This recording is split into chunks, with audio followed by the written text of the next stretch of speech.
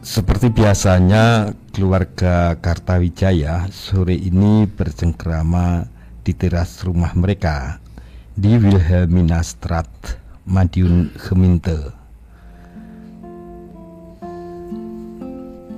Ayo toh Pak, tehnya segera diminum. Selagi masih hangat.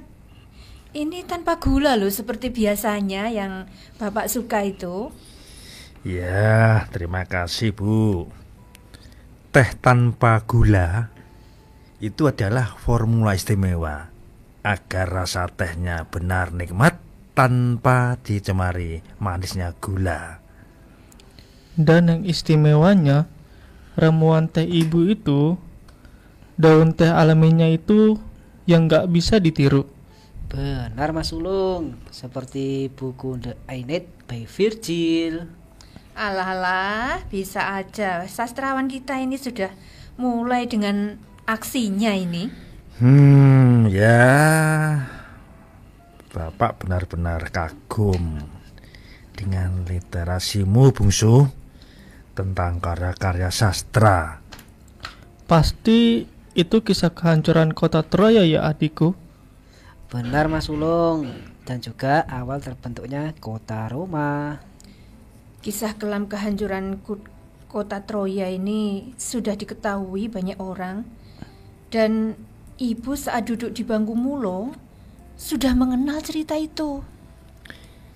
Yang menarik Bu, kota itu hancur karena ya muslihat kuda kayu. Benar sekali Pak. Di tengah lautan malam, para penggawa handal pasukan Yunani yang bersembunyi di tubuh patung kuda berukuran raksasa itu semburat keluar dan menguasai Troya dari dalam. Ya Mas Ulung, pasukan terlatih itu menyerbu kota dan membakar setiap sudut bangunan. Lalu mereka membantai prajurit Troya yang terlelap karena kelelahan dan mabuk. Bahkan Bu, Raja Priam pemimpin Troya pun terbunuh malam itu lewat urusan pedang putra Achilles Perus. Tapi kehancuran Troya tidak bisa lepas dari peran Sinon. Oh, dia itu orang Yunani yang berhasil mencuri hati masyarakat Troya ya. Benar nak, Sinonlah yang menyarankan agar kuda kayu yang sengaja ditaruh di pinggir pantai oleh pasukan Yunani itu diboyong ke pusat kota. Tipuan itu dia utarakan dengan bunga-bunga. Tak disangka malam itu Sinom berkhianat. Wih, Bapak ada saja. Di tengah kelenyapan pasukan Troya, diam-diam dia membuka kunci patung kuda tersebut. Iya Mas Sulung, kemudian pasukan pemberani Yunani seperti Thoas, Atamas, dan Pyrrhus membuka pintu gerbang kota agar para prajurit yang berada di luar bisa dengan mudah merangsek masuk dan bergabung bersama mereka. Pengepungan Troya selama 10 tahun oleh bangsa Yunani itu terbayar lunas lewat strategi licik tersebut. Beruntung Aeneas pahlawan Troya berhasil melarikan diri. Sosok yang menjadi leluhur bangsa Romawi tersebut meninggalkan kota bersama ayah, anak istri, dan beberapa penduduk Troya yang berhasil selamat dari peperangan. Tapi dalam pelarian itu Pak, Aeneas menggendong ayahnya Anchises dan menuntun putranya Ascanius. Rombongan tersebut lalu berlayar mengarungi lautan untuk mencari tanah baru. Ya, tanah yang direstui dewa agar Aeneas mendirikan sebuah kota yang bernama Roma.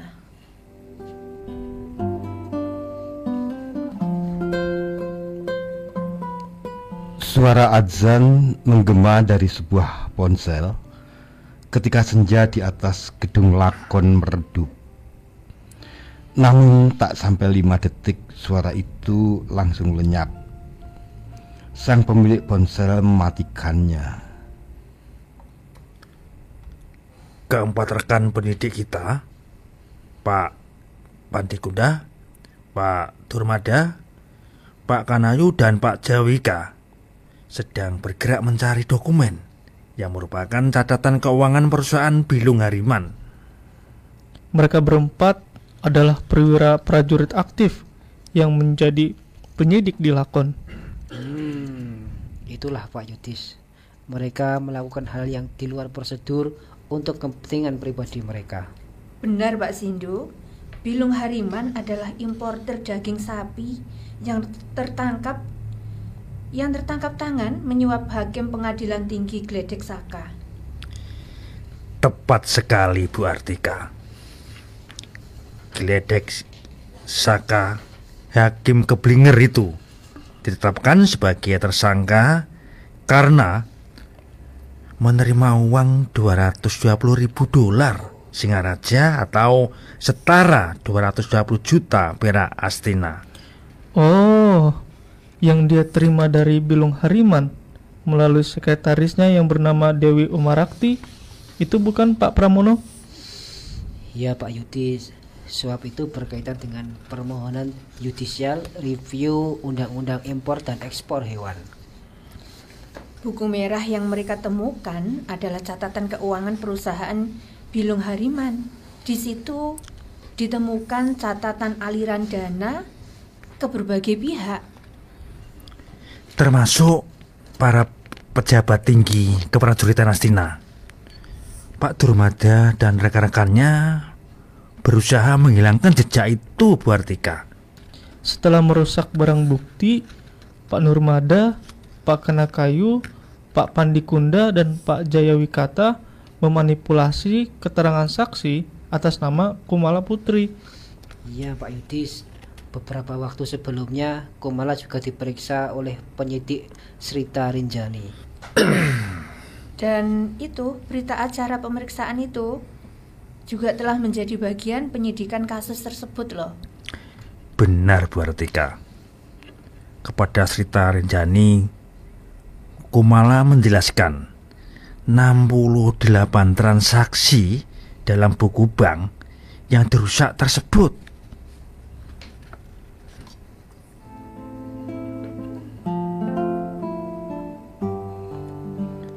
Meskipun sudah berbuat ulah, keempat penyidik lakon yaitu Pandikunda, Durmada, Kanakayu, dan Jayawikata tak merasa bersalah sedikit pun.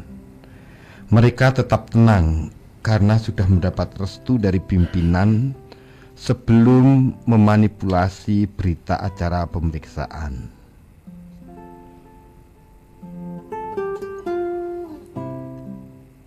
Sepertinya Pak Sindu terlihat geram setelah bertemu Pak Bima yang baru selesai memeriksa tersangka di lantai 3 ini.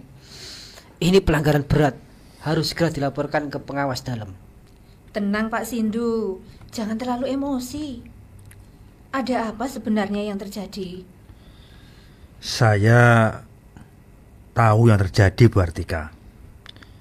Rekan pendidik kita, Srita Rinjani, itu telah menceritakan perihal rusaknya barang bukti kasus Bilung Hariman dan manipulasi berita acara pemeriksaan Kumala Putri kepada Pak Sindu. Dan semua itu berdasarkan rekaman kamera pengawas di ruang kolaborasi. Bu Artika dan Pak Pramono. Perusakan barang bukti dan juga manipulasi BAP ini sudah keterlaluan. Sepanjang sejarah baru kali ini aku mendengar hal itu terjadi di lakon. Saya tahu. Nanti saya minta Bu Srita Rinjani lapor ke pengawas. Tapi kalau kita lapor ke pengawas abdi dalam, pasti para prajurit itu tidak akan tinggal diam. Kita tidak akan diam membiarkan perusakan barang bukti dan manipulasi BAP, tapi kita harus mencari jalan yang lain yang lebih aman dan tidak berisiko. Kita juga sebenarnya tidak membenci para prajurit itu, tapi merekalah yang selalu membuat masalah. Benar Pak Sindu, Prajurit ibarat kakak kandung lakon, sebab mayoritas penyidik tetap di lakon berasal dari sana. Namun Bu Artika, layaknya kakak dan adik, keduanya sering tidak akur. Betul Pak Pramono. Masuknya anggota prajurit aktif selalu menimbulkan riak di dalamnya. Mereka sering geger. Terutama di kalangan para penyidik itulah yang menyebabkan gap atau jarak antara abdi dalam dan juga penyidik prajurit. 6 tahun lalu jadi awal lahirnya kubu-kubu itu. 22 penyelidik prajurit mengundurkan diri dari institusi asalnya. Mereka bedol desa, memilih bertahan di lembaga anti korupsi negara lakon. Pak Sindu salah satunya. Juga Pak Yudis, Pak Bima, dan Pak Arjuna ikut keluar dari keprajuritan. Pilihan itu sebenarnya tidak menguntungkan bagi kami, terutama dari segi finansial. Gaji kami terjun bebas seperti roller coaster. Saat berstatus prajurit, kami mendapatkan gaji double. Baik itu dari lakon ataupun dari prajurit juga dapat. Otomatis ketika kami memutuskan pensiun, kami hanya mengandalkan pemasukan dari lakon. Juga soal karir Pak Sindu. Prajurit bisa menikmati fasilitas pendidikan dari institusinya, sekolah, staf, dan pimpinan prajurit, sedangkan penyidik abdi dalam maksud saya tidak memperoleh kesempatan itu.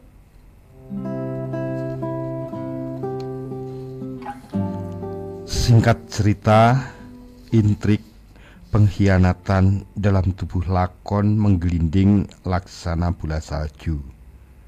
Kuda Troya menjadi tunggangan yang empuk bagi mereka yang memiliki niat licik untuk berkhianat, baik secara halus maupun terang-terangan. Namun, Sindu sosok tegar berintegritas mencoba bertahan dalam mengarungi dunianya di lakon.